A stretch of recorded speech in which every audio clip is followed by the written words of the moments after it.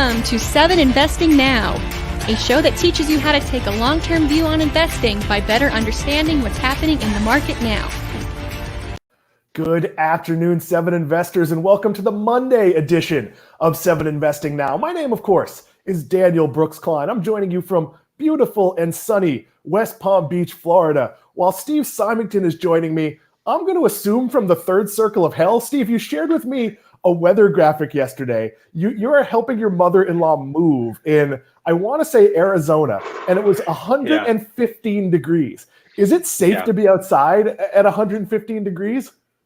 Probably not, but we were unloading a U-Haul in that weather, so it was a good time. It was, I wouldn't say the circles of hell. I would say maybe surface of the sun. That would be more appropriate. But yeah, that's what it feels like from a guy from Montana.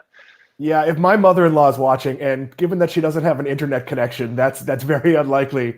I'm not helping you move in 115-degree weather. I'm just going on the record. My mom could be watching. Maybe I'd help mom, but I'm going to draw the line on that. Steve, you took your family to the Grand Canyon. I'm going to one-up you in a couple weeks, going to the little-known Venti Canyon. But did the kids like the Grand Canyon? Yes. Question mark. I mean, they I think appreciated it. It's good that they saw it, but there was more complaining than I think we would have liked. But they had also just been on 20 plus hours of driving leading up to that, so they did good. And we went on a couple grid hikes and had cooling towels and water and all that stuff and ice cream. So that helps. Yeah, and the Wi-Fi at the Grand Canyon is terrible. The theme park rides aren't that great. It is not an attraction for the current generation.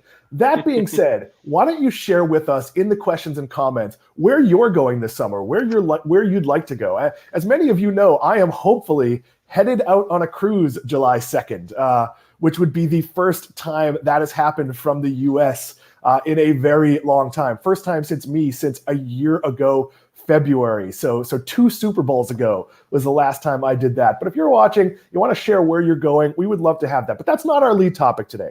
Our lead topic today is how to invest in the changing nature of work. Steve, as you know, the pandemic sent a lot of people home. A lot of offices closed. A lot of people haven't figured out what normal looks like. I've talked about my wife and I moved so we could have the space to both be working at home and I wouldn't have to go to an office. There were a lot of challenges here. But before we get into the investing part of this, I want to set the table a little bit. I thought we might want to talk about the work world and what it will look like over the next year. So I'm going to throw some things out I believe are true, and you can give me your thoughts. First one is, most companies will allow more work from home flexibility.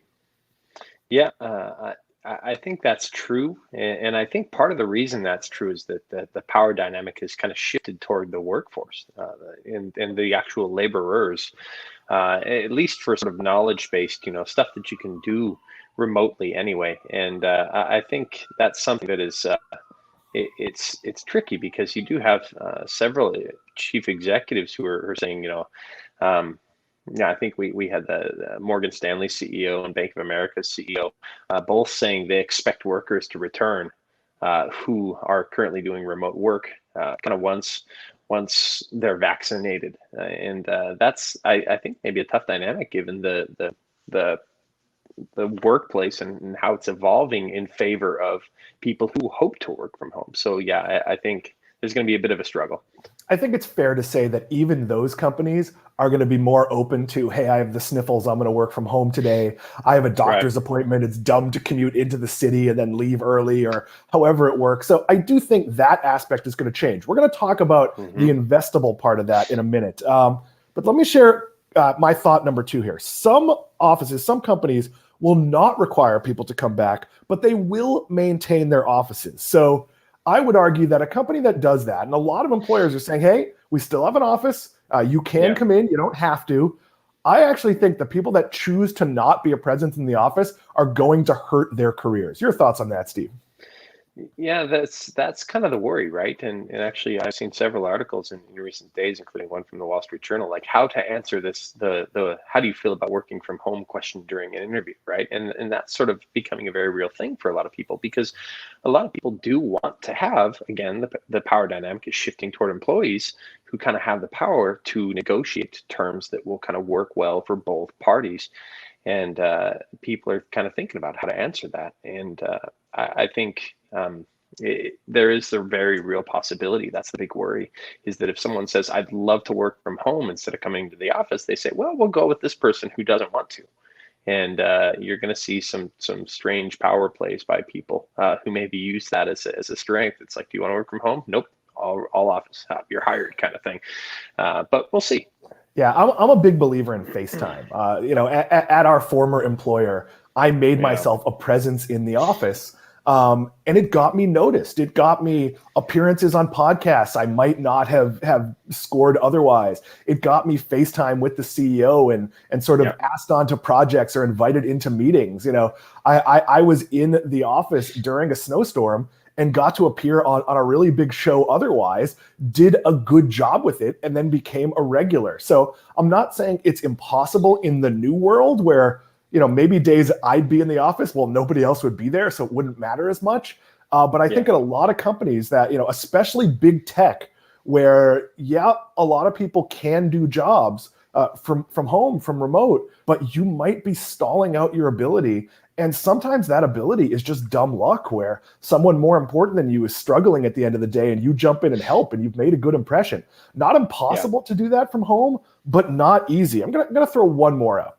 Larger companies will add physical space in more locations. So I used to work for Microsoft, and at the time I had to download the latest Windows 8 through the employee server. And what I used to do living in Connecticut is I didn't actually have access to the office there. It was a sales office.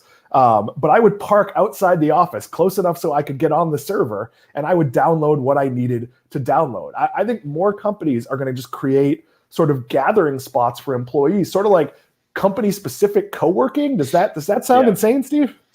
No, that doesn't sound insane, especially given sort of the advent of higher-powered internet connections and hyper-converged infrastructure plays where you have a lot more cloud capability, the ability to effectively serve employees at remote locations. And I think sooner or later, you're going to be able to say gone are the days of massive campuses where you work. And some people will still favor that. And there are perks to that. But, I remember interviewing at Microsoft out of college. I was the computer science guy, and I was kind of overwhelmed by the size of their campus in Seattle. And it was crazy. It's its own little city, I think, as many people working there as I had in my entire town. But I think it makes a lot more sense to have smaller office spaces pretty much anywhere you need them. There's a lot of benefit to the campus structure. So I was an out-of-office worker on a team that at times was all in the office, and at times they vacillated to having us not all in the office. So I think it can work both ways. It absolutely helped create bonds with my team that I spent time physically in the office and having dinners. And I do think you have to, as a big company, balance that. We're going to get to the investing part of this in a second, but let me throw out one last corollary here. I don't think you're going to see big companies abandon New York, San Francisco, Los Angeles. But I do think you're going to see companies like that have a big presence in, let's call it Austin, Texas, Miami, maybe even here in West Palm Beach, where we're building world-class facilities. Because if you've lived in New York, Miami seems cheap, even though it's not cheap compared to most places. I think you're going to see a lot of geographic diversity. Steve, do you agree on this one? I agree with that. And again, that kind of speaks to, I think you can move to cities that are less expensive, but still, considerably more expensive than little rural towns and such. But I think there's the economic driver, not only that, but just geographic expansion as well. We're going to get to the investing angle here. We'd love your questions and comments. It has been a quiet summer for people watching 7 Investing Now, though a ton of you contributed to the second part of this program, where we're going to talk about investing advice we've shared with our kids. We had a couple thousand people interact with that post on Twitter, and lots of good advice was shared. But Steve, I'm going to throw out some things, and you can sort of explain why the trends have benefited them. And I'll jump in as necessary, because some of these are more companies in my space than yours.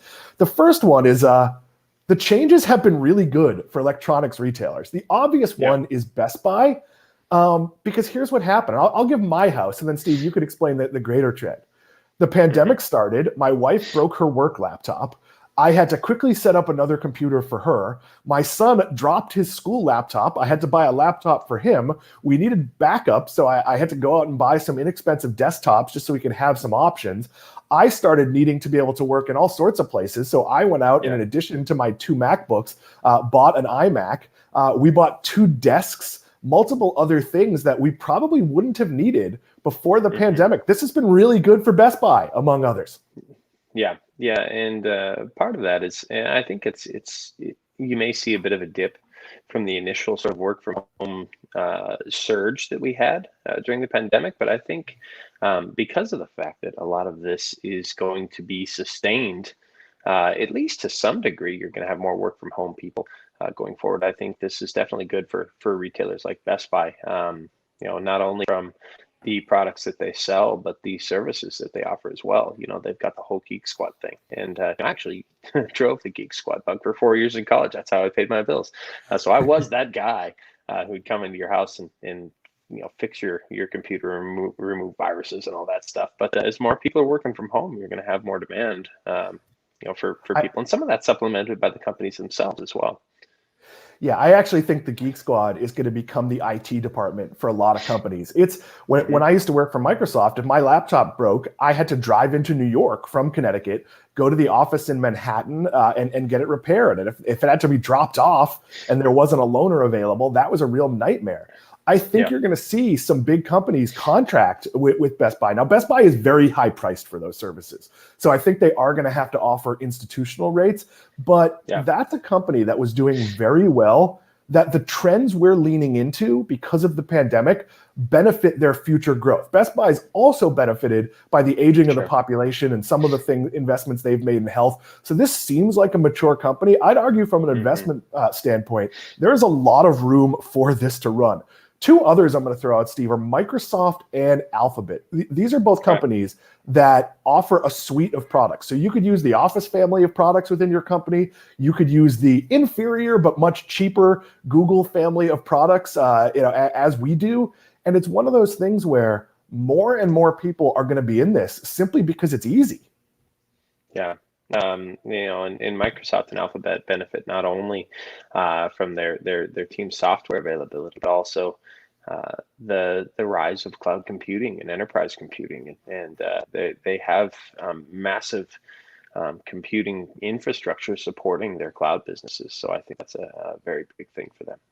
Yeah, and this is something few other companies can scale up. So, it's why we saw, say, the Salesforce purchase of Slack. Slack makes a lot more sense as a tool in the Salesforce arsenal than it does on its own.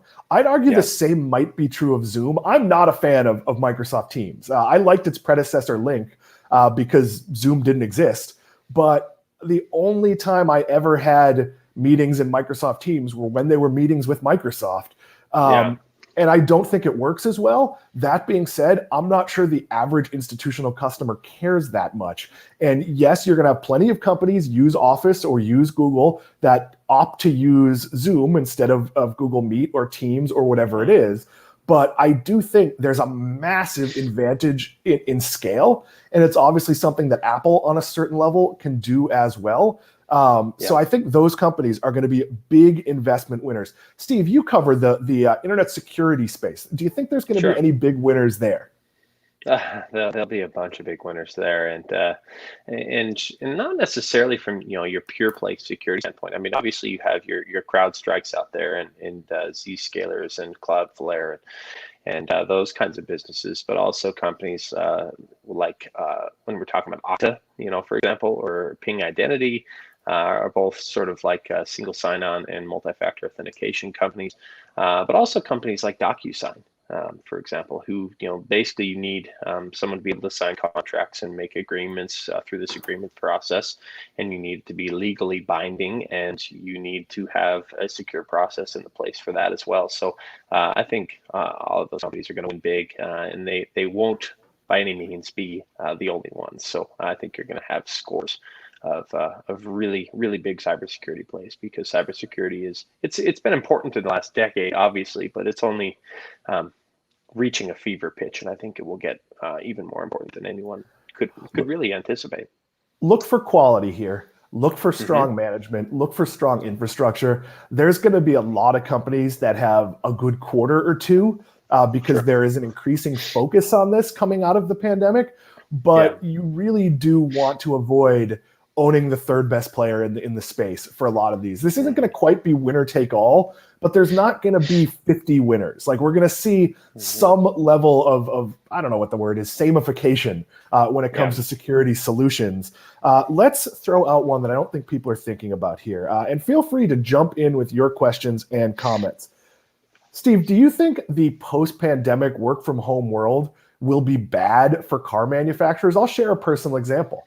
My son will get his license at some point next year. And for a long time, we'd assumed that meant getting a third car because we want him to drive to school because he has to take a very, very early bus in the morning. We live about, about 18 minutes from his school. It's a relatively easy ride on the highway. And we'd always assumed we'd get another car. But the reality is my wife's only returning to the office 2 days a week. I travel a lot, but I don't have any need for a car on a day I'm not traveling. I can walk to Starbucks. I can walk to Target. I can walk to a few other places if I want to. Obviously, there's food delivery and grocery delivery and, hey, alcohol delivery if you're having a bad day. So I don't think we will get a third car. Do you think some families will even opt for just going down to one? Some will. I don't think that will be necessarily the rule. I mean, for example, my wife and I have both worked from home for several years. And, we still require a second vehicle. We'll get one for each of our kids as I've got a 13-year-old and a 10-year-old. It's not going to be long. But I think more than work from home being bad for car manufacturers, I think that innovative car manufacturers will be bad for legacy car manufacturers. Maybe I'd put it that way.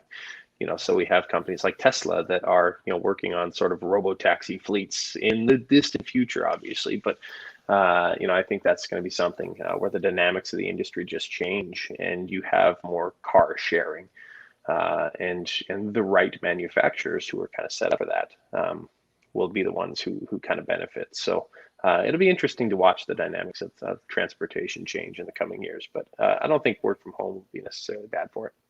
I actually sort of do, but I think it's sort of leaning into those trends that you're talking about.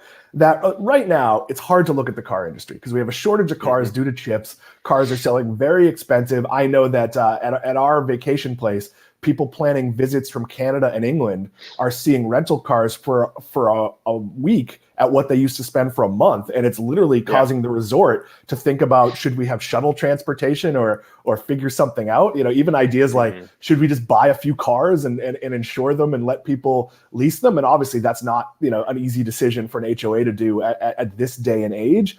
But I do think some things that maybe would have taken 4 or 5 years to develop, like car sharing and people being more willing to take an Uber or a Lyft, I think we're going to see some accelerations. Now, my generation, your generation, we're not that different in age. We've been pretty open, adopted to ride sharing. So, someone like our parents' generation, like my mother will get an Uber if I call it, but I doubt she has the Uber app on her phone. As people of those generations start to travel and renting a car becomes less viable, I think we're going to see some forced adoption, and that will accelerate and change some trends. It's not a public company, but I think you might see like Turo, which is a company that lets you put your own car into kind of a rental pool. Like, hey, I'm going to be away for a month. I'll make some money with someone renting my car. I think you might see some solutions like that make car ownership more affordable. That's the last thing in the world I want to do. I've seen how people treat rental cars. I don't want to see people treat my car that way. Steve, your final thoughts on this topic. Yeah, and to be clear, I've never been a big fan of the unit economics of Uber and Lyft. I don't view them as investable companies personally. I could be proven wrong, and that would be fine by me. But I really I don't like their economics, and I'd much rather put my money to work elsewhere. But even if they do increase, it's kind of a tough sell for me. I am 100% convinced that one of those companies has to collapse for the other one to succeed. And I actually think it's possible that they both get disrupted by whether it be Tesla or one of the automakers sort of having a go direct fleet mode. My mother chimes in. You could share that one, Sam. And she says, no, she actually does have the Uber app. So I have to admit I'm surprised, but she does. And thank you for watching, Mom. I'm going to throw out one more thing that I don't think is investable, but I think as an investor in some of these companies, you need to be wary of it. I think you're going to see restaurant closures at a faster pace based on shifting populations. Yeah. So I'll give a real life example. I used to work someplace that had an awful lot of people in the office, and so did many of the other companies in that building, all in the tech space, more or less. And I would imagine that most of those companies are not going to require people. I have no knowledge of what the rules are, but most of those companies are not going to require everyone to be in the office. So are there going to need to be a Panera Bread, a Starbucks, a Dunkin' Donuts, a Potbelly Sandwich? All the places that are there may not be supported. Now, some of your advanced companies, like Panera does a lot with catering, might have other ways to support themselves. But this isn't a failing business. This is the normal thing that these chains do. McDonald's will shake up its inventory by a couple dozen stores every few years, simply because people moved away from population centers. You're going to see with this sort of shift to rural of, hey, my town of Swampscott, Massachusetts, where I grew up, which is 3 square miles, has 2 Dunkin' Donuts. I think technically they're over the line in Salem, Mass, but there are 2 Dunkin' Donuts across the street from each other because the big one, the parking lot would get full and people go to the little one, which is a parking lot that has like a Staples and a lot of other stuff. I think you're going to see that type of shakeout. Steve, your thoughts, and then we'll close out this topic. Yeah, I think this is sort of the strong survive kind of thing. I think we're going to see a lot of underperforming restaurants, those that aren't perfectly streamlined or that don't serve absolutely exceptional food and aren't a national chain, right? Those are going to be the ones that have a difficult time surviving. And, your Chipotle's and your sort of extraordinarily popular concepts are going to be the ones that thrive on a national scale. And coupled with your really great popular local options that aren't national chains, those will be the ones that survive. But you're going to have, kind of as it always has been, the little guys getting smashed, unfortunately. Execution matters. When I was growing up, there were a lot of local donut shops in New England, and Dunkin' Donuts would essentially operate as close to them as possible. And my guess is they subsidized the franchisees. And what happened near my family home in Peterborough, New Hampshire, is there was a pretty good diner and donut shop in a plaza, and a Dunkin' Donuts opened. And I don't think a single local went to the Dunkin' Donuts, but the passing by traffic, which was maybe 10, 15% of the business, all went to Dunkin' Donuts. And it slowly choked out the local place. So, some of that is, boy, I'd like to see plazas be as protective of local shops as they are of national chains. A national chain can come in and say, you can't locate another one of these, near me. I know that, the plaza closest to me that has a couple of national chains has gone out of its way to get permission when something similar is going to go in. And, there was a couple of coffee chains there, and Capital One Cafe came in. Capital One Cafe has a Pete's Coffee Shop inside, and they weren't allowed certain signage and other rules. Now, they did a pretty smart thing, is that they had free coffee for Capital One cardholders 3 mornings a week. So that is a really good promotion. We're going to take a comment here. The first one from Mike Fee, Sam, if you want to grab that. Steve, if you wouldn't mind reading this one. It says, HireCar is another company that allows owners to rent out their vehicles at a fixed day rate. It is growing quickly, but personally, I wouldn't rent out my own vehicle. And you touched on this a little bit. And that's something I think, owners of Teslas, as they want to ramp their own robotaxi fleet, for example, will have to grapple with is are we willing to lend out our own vehicle and risk them in that way? And what sort of recourse do you have so if something gets ruined? Obviously, there's insurance. I've learned a lot of this owning a rental property, that I have to have insurance that covers certain things. I have a maintenance program that covers certain things. Like if a guest breaks my coffee maker, it's a standard coffee maker that the maintenance company just replaces, and there's no cost to me. If I opt to leave a Keurig there, which I did because I own about 1,800 coffee machines, and that breaks, well, that's on me. The person who's renting it has to take out a small insurance policy. I also have to maintain. So let's say someone slips and falls and dies in my shower. Well, I have liability on that, whereas the overall association has coverage on the outside. I've learned more about insurance in the last few weeks. And I think we're going to see that with cars. I think that's an area that's going to be really interesting with your Roots of the world, with your Lemonades of the world. If they get into those properties, it's actually pretty difficult to get a quote on my rental property, which is in Davenport, Florida, adjacent to Kissimmee in Orlando, the one place on earth you'd think there'd be, that type of insurance coming out the roof, because there's a tons of people. We're going to take a follow-up from Mike, because I think it is a good one as well. And then we'll move on here. I feel like the business park is more or less dead. A few large projects around me were recently canceled. I think you might be right. I think we're going to see a lot more mixed use. It would not shock me to see, or even the plaza I was just referring to, Rosemary Square here in West Palm Beach, where there is a giant Class A office building that's just gone up. To support that, we're starting to see a number of new restaurants open up, and they're actually building a residential tower. Not that there aren't already residences there, but there's also what used to be a cool bowling alley, though it was poorly run, is actually going to be a marketing company. So I think you're going to see this weird hybrid mix, and your business parks might also have like trampoline parks and other things in it, or destination restaurants, or dine-in, movie theaters and that type of thing. So yes, Mike, I think you're right there. But Steve, it is now the middle of June. Something big happens at 7 Investing on July 8th. So I'm not great at math, but that's roughly 18 days from now.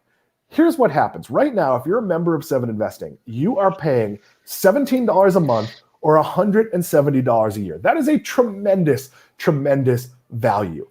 If you are a member already, by the end of the day on July 7th, you get to pay those prices forever. So if you're not a member, you have less than 3 weeks to sign up to lock in the current pricing. Why is that important?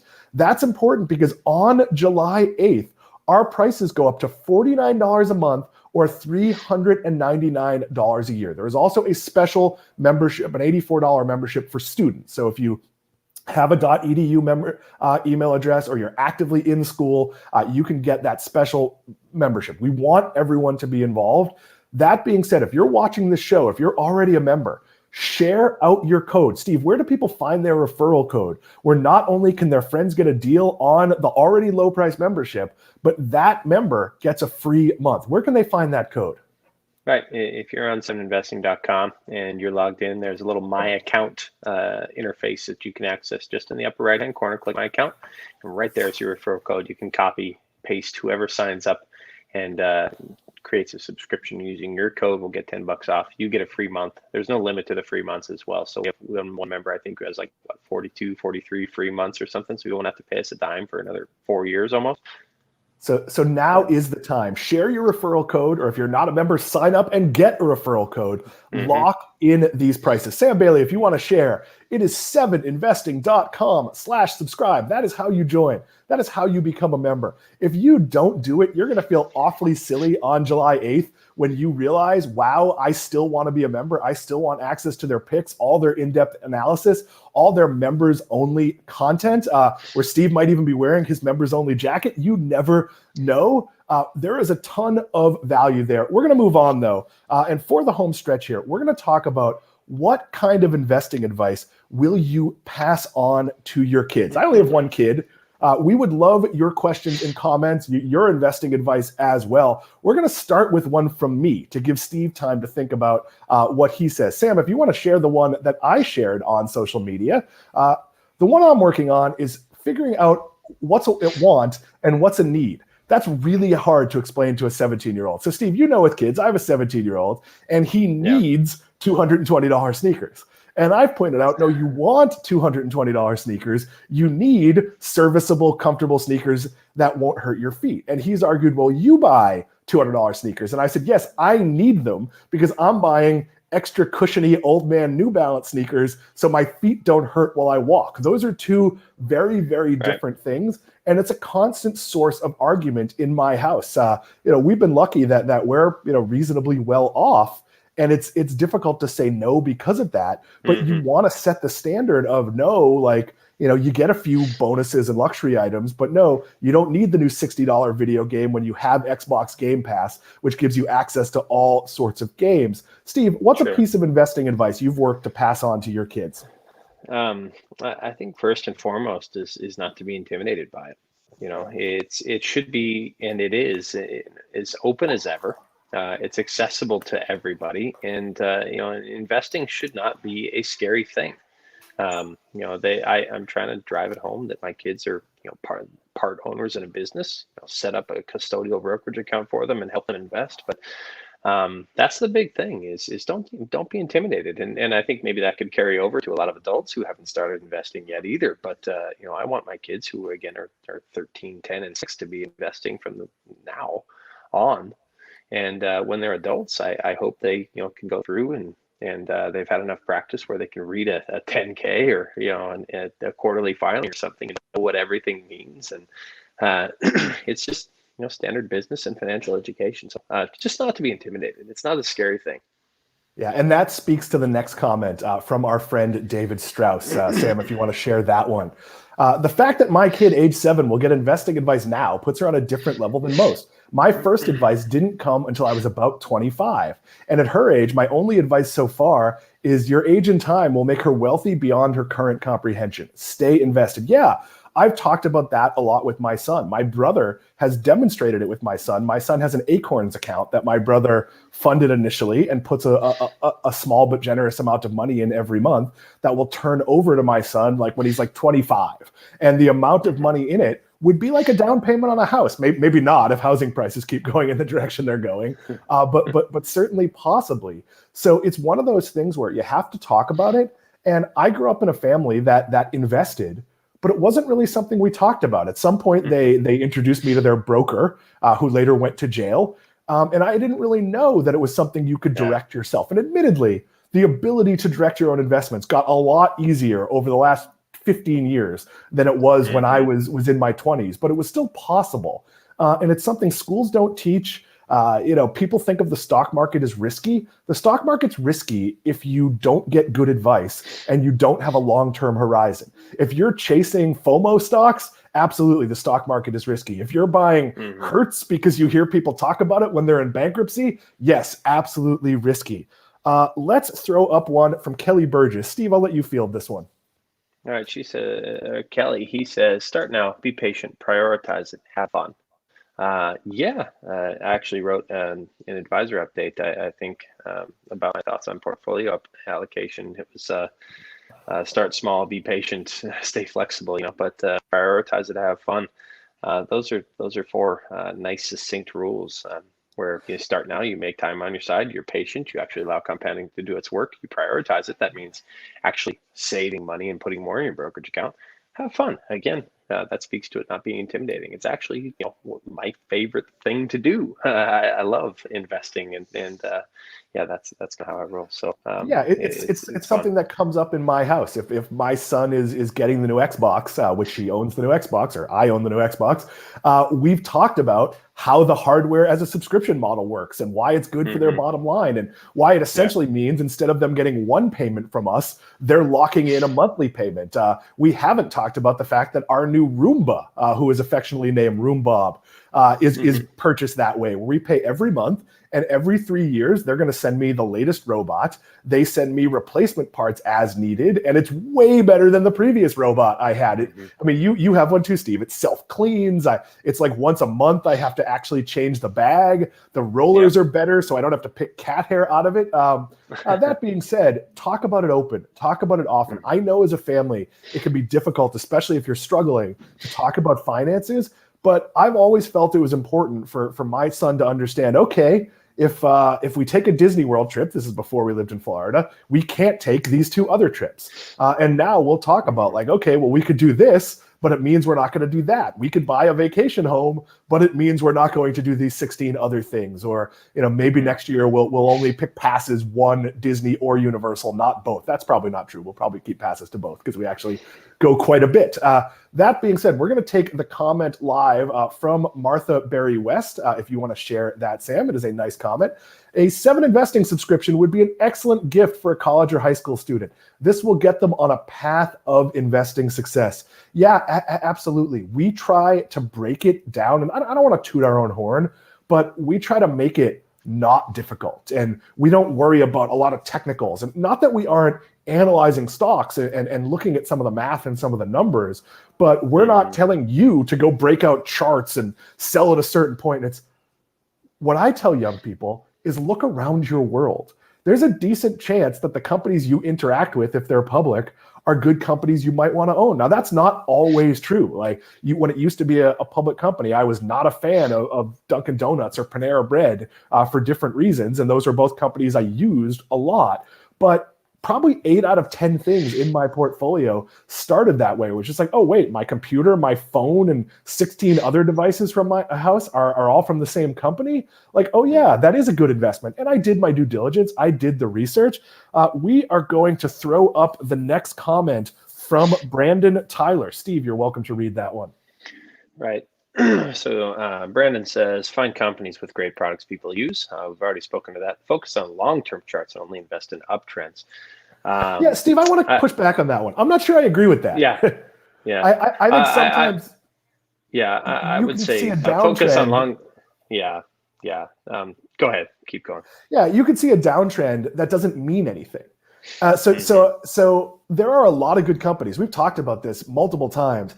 Apple put out 2 stellar earnings reports in a row and was down the next day. And I know down the next day isn't a trend, but there are 2 companies I picked for 7 investing that I think they're up overall, but they're not beating the S&P 500 that have put out unbelievable earnings reports. That's why the long-term part matters and the trend part doesn't matter as much.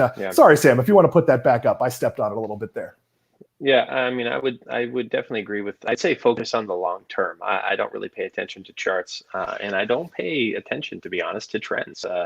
I buy businesses at what I deem to be fairly attractive valuations. I add to those positions over time, so I don't mind that. And but I don't really pay attention to near-term trends. I guess it really depends on maybe what your focus is and what you're thinking long term. We're thinking multiple years here at 7 Investing. And the last part of that, if you can bring that back up, is Brandon says, finally, you're going to want to buy. And I would say maybe rephrase, you're going to be tempted to buy cheap penny or low dollar stocks and downtrends that either used to be great or promised or to do something you don't understand. Don't do it. Yes, avoid penny stocks at all costs. And don't think about share price. That's the other thing that's kind of difficult, and especially considering a lot of brokerages let you buy fractional shares now. Share price taken in isolation means absolutely nothing. And just because a company trades at $1,000 per share does not mean it is more expensive than a company that's trading at $20 per share. That literally means absolutely nothing. It just depends. It's a function of how many shares they've decided to make available. Think in terms of dollars invested, not share price. And I will say, it's not never on penny stocks, because I can think of 2 examples, the current SiriusXM and the former Priceline, which is now Booking, that got into penny stock territory that both had, I don't want to say definite bright futures, but you could make a strong business case for how those companies could come back. In the case of the former Sirius, it was merge with XM. And there were a lot of ways that wouldn't happen, and both companies would declare bankruptcy and one would emerge, but there were roads back. So it's not a never. I'm not going to say I will never pick a penny stock is really a stock trading below $5, but there would need to be pretty heroic, pretty unique reasons for that. So we tend to talk in absolutes. And it's actually something Simon Erickson, our CEO, and I have talked a lot about, that we want to be careful to carve out the occasional exception, but that exception isn't some company with no assets and a great website that talks to you about their future thing. It's probably not a biotech trading for fractions of a penny that's gonna cure all cancer. So be really, really wary. We're gonna take a few more of these. We're gonna throw up a few more of your questions and comments as well. If there are things you want to talk to us about that are not these topics, there is a little bit of time to do that. So feel free to jump in as well. Patrick Crocker says, Invest in your best vision of the future. Don't sell great ideas just because the stock went up quickly. Only sell if your thesis changes. Math is your friend. $1,000 invested at 21, doubling every 7 years would be $128,000 at 70. Doubling every 7 years might be an aggressive number, but even if you go up, roughly 9%, which is the average. So if you did just mediocre every year, you're still doing incredibly well over time. Steve, you're welcome to comment on any of that. Yeah, and actually, that number actually I don't think is that aggressive at all. $1,000 invested at 21, doubling every 7 years. That's actually the average. If I'm not mistaken, that's about a 9.5% annualized return, which is about the average annual returns of the S&P 500. So I would say that's appropriate. And but yes, math is your friend. That's the power of compounding at work. I agree. Again, invest your best vision of the future. You touched on that earlier. Don't sell great ideas because the stock went up quickly. That's a big one. You see people like Kramer, love him or hate him, who will come out and say, "Hey, sell once your stock doubles. You're playing with the house's money." That's terrible advice, right? And audible groan, it's irresponsible. Because and I mean, if I would have done that with my Tesla stake, then buying it a split adjusted $40 a share, I would have sold at 80 and missed out on huge gains, and I would have missed out on pretty much every big gain, because what happens is a lot of times these stocks will run up a lot further than you ever think is possible. But there are going to be cases where it pulls back and you regret not selling at higher prices. But avoid price anchoring like that, because it's an exercise in futility. Buy and hold, and only sell if your thesis changes. I agree wholeheartedly.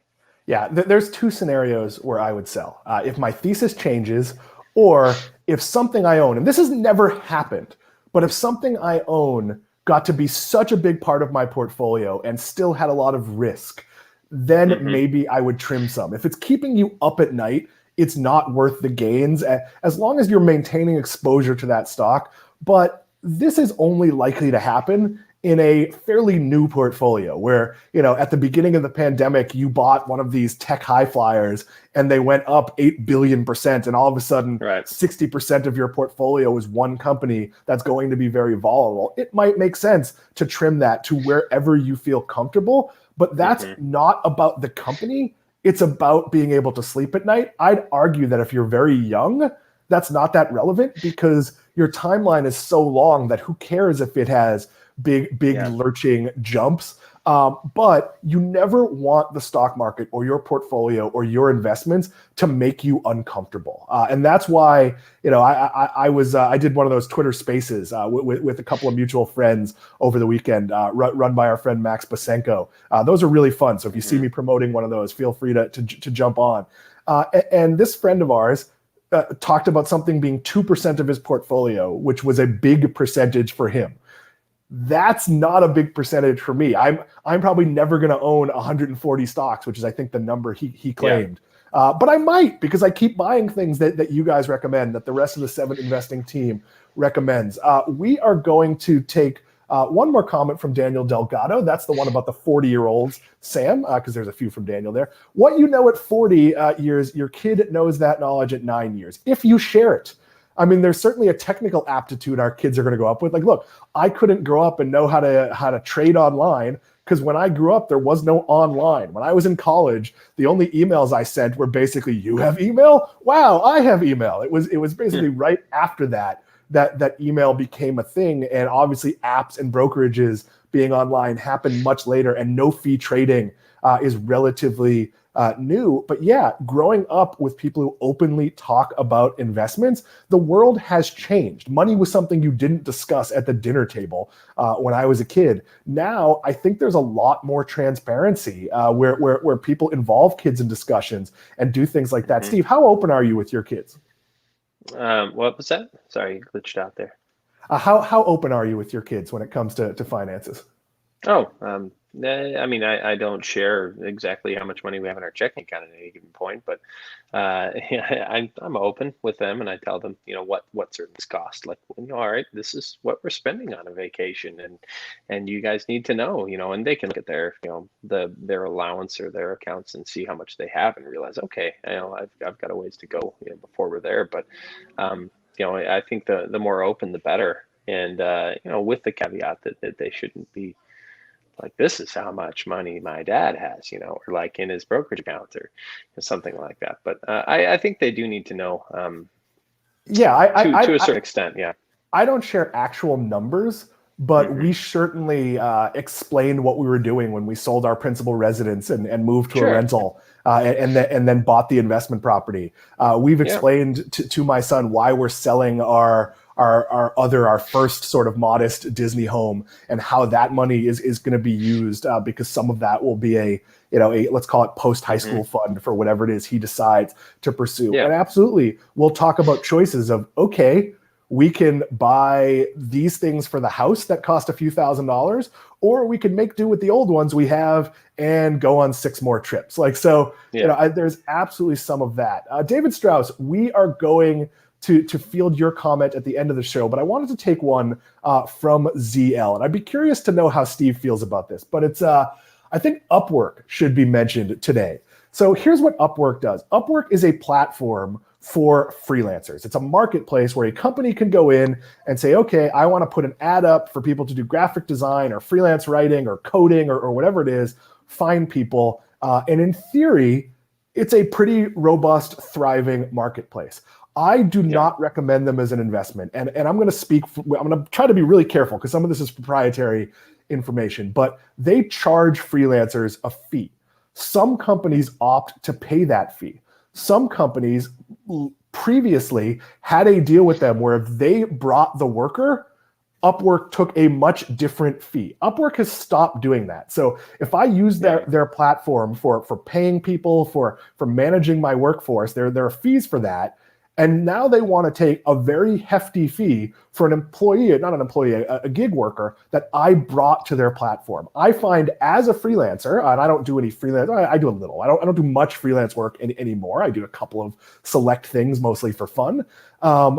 They take 20% of the pie.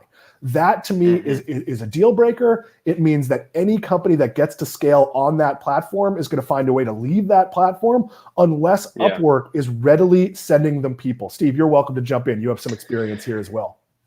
Yeah, Upwork wasn't bad as a platform. I used it for the better part of a decade because that's what our old employer would use, and it was all right. I think it's potentially ripe for disruption, especially with that fee structure. That doesn't mean the business itself can continue to thrive as our economy pushes more toward kind of freelance careers. But yeah, I'm not as convinced. What are we looking at? Its market cap, maybe a $6.5 billion company. So I think the potential for market beating gains is there, but I haven't delved too deep into the stock itself. Just hasn't quite cracked my top 10 every month when I kind of consider stocks to recommend instead of investing. But so let me compare it to Etsy. Etsy has maintained a rigid focus that their customer is the creator. Upwork doesn't feel that way. If you're taking that type of percentage, and again, I'm going to be very vague because I don't want to give away any trade secrets here, but when I was working with them, I was actually the liaison to Upwork on a project. And when that thing came out with the fees, we said, well, we're a big customer. In fact, we might be your biggest customer. We should negotiate this so we don't leave your platform. And they said, our focus is on raising our bottom line this year. That is a really terrible way to talk to your customers. So look, not every company we invest in are we going to have firsthand knowledge. But if I've dealt with the company and actually worked with them and found their method of problem solving and dealing with their constituents to be pretty bad, look, if you find me a gig, I might be willing to pay you 10, 15%. 20% seems like an awful lot. But if you don't find me a gig, should I have to pay that or split it with my employer or get less work because you're taking your cut? It's not a particularly high-tech service. I think they're leaving themselves open to disruption from, I'm actually not sure why LinkedIn doesn't move in or do more of this. There's a lot of other ways to hire gig workers. The other one people will ask us about is Fiverr.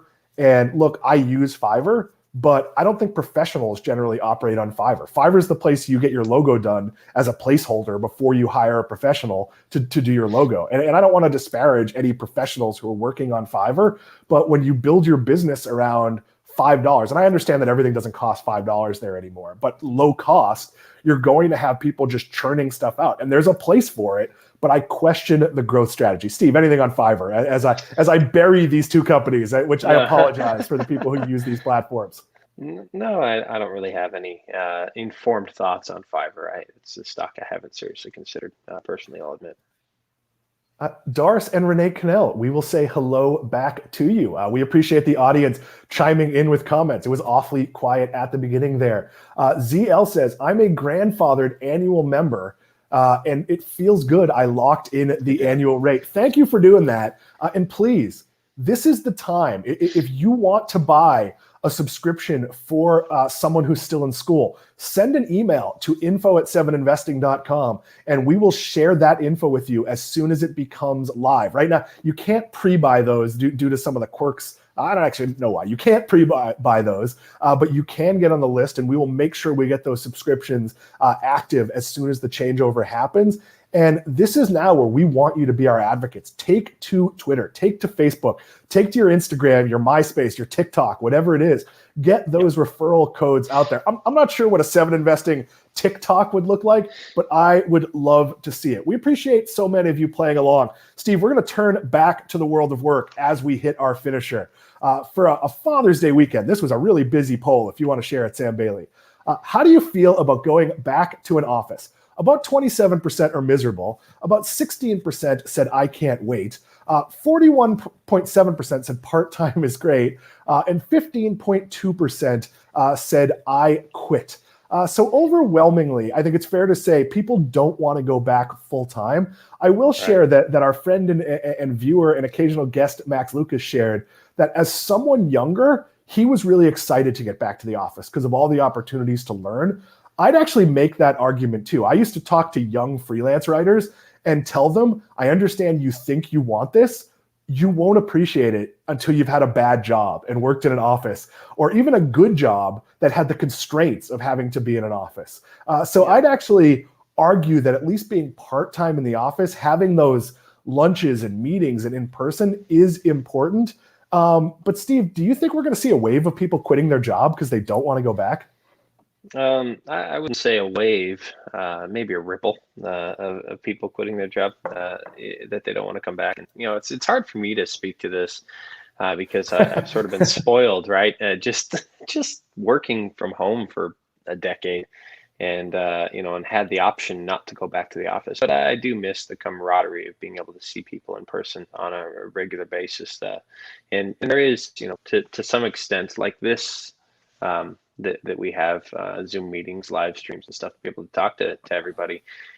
We launched 7 Investing in March of 2020, and I haven't seen any of you in person since then, in part because of the pandemic, but it would be really nice, to have an office space. And there are underappreciated aspects of the job, but there are also, very Office series-esque moments that are derived from working in an office space, and I would say the good far outweighs the bad of work at home. We've all managed to build close relationships despite not seeing each other. Obviously, a lot of us knew each other beforehand, but aside from Matt Cochran, you were all in my world. Obviously, Dana Abramovitz's new to this, but you weren't like my close friends who I sat with at events. We all definitely knew each other and spoke. But we've managed to build those bonds. That being said, it's difficult to do. I'm going to a wedding in July with a former colleague, and that former colleague started as someone I worked with, did the occasional podcast with. I learned that he lived near the hotel I stayed at. So that became, hey, it's easy for me to get in the building if you pick me up on your way into work, which became, let's get a beer after work, which became dinner, which now became, oh my God, I'm going to his wedding. Like, this is my actual close friend. And I do think some of that is a lot easier when we have an office, especially at bigger companies, especially when we don't all, when we don't all see each other, on a normal basis. Sorry, I tripped over that, trying to read the last comment we're going to take here from Roman M, who I assume, well, I won't say his real name. I'm really looking forward to getting back to an office and having a commute again. I understand that logic, but I also think everyone's going to appreciate not having to always go to the office. See, I know as a parent, it can be very frustrating if, for example, your company's requiring you to go to the office even on a day where like your kid has a school play that afternoon that they'll let you lead for. I think there's going to be a ton more flexibility there. I want to share the comment from David Strauss earlier today. Dan, I'll be in Orlando in October, and I'd love to buy you a beer if you're not on a cruise at that time. Steve, I'd make you the same offer, but God only knows when I'll be in Montana. So yes, any members, let me know if you're going to be in West Palm Beach, if you're going to be in the Orlando area. I'll tell you right now, David, I am on a cruise the week of my birthday. I'm on the Allure of the Seas for 7 days because a close friend of mine is the guitarist on there, and we're going to hang out for my birthday week, which I am very, very excited about, but happy to come up to Orlando, especially if someone is offering to buy me a drink. Steve, anything else you'd like to share before we close out the show? No, I'm good. Thanks for having me. This was fun. We appreciate the large pickup in comments on the show. We're going to be back Wednesday.